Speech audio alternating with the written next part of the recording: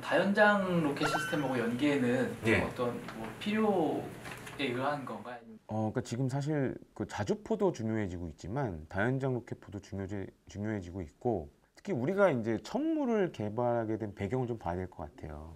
90년대 그때 북한의 서울바다 발언으로 우리가 이제 미국에서 MLRS라는 걸 들여오게 됩니다.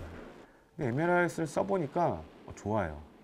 근데 이거를 무작정 다 해외에서 도입을 할 수는 없는 상황이었고, 그러다 보니까 MLRS와 유사한 성능을 가진 국산 다연장 로켓포가 필요하다.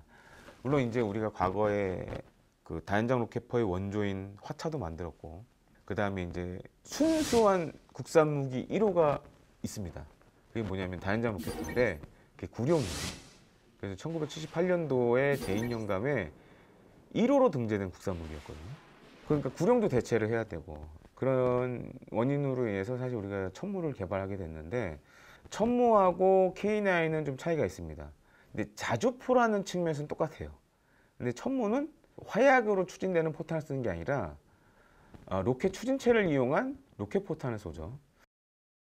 광범위한 지역에 타격을 주겠다라는 개념으로 만들어졌고, K9은 지금 한 40km밖에 못 쏘지만 천무는 그 이상의 타격을 할 수 있거든요.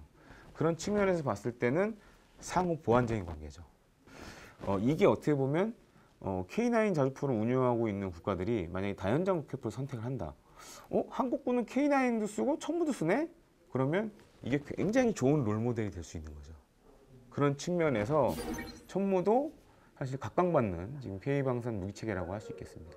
천무 보고 좀 깜짝 놀랐던 게 뭐냐면, 구룡 같은 경우에는 사용된 로켓 포탄 있잖아요.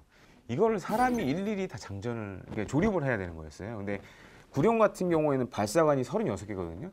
이 36발을 사람이 다 조립을 해서 장전해야 되는 겁니다. 쏘는 건 빨라요.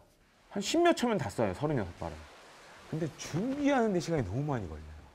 근데 천무는 이걸 어떻게 했냐? 일단 공장에서 조립된 탄을 이렇게 컨테이너화 시켰어요. 그러니까 포드화라고도 얘기를 하는데, 그러니까 탄 조립을 할 필요가 없죠. 그러면 탄만 딱 끼면 바로 쏠 수 있는 거예요.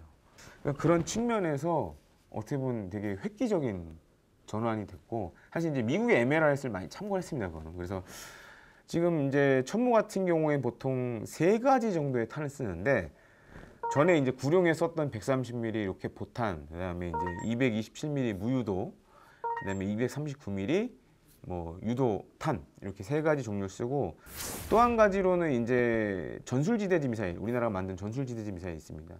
이것도 향후에는 사거리 300km짜리가 천무에서 이제 사용이 될 예정이에요. 그러면 천무 같은 경우에는 사거리 40km 이상부터 거의 300km까지 타격이 가능한 그야말로 다용도 화력 체계, 뭐 이렇게 정의를 할 수 있을 것 같습니다.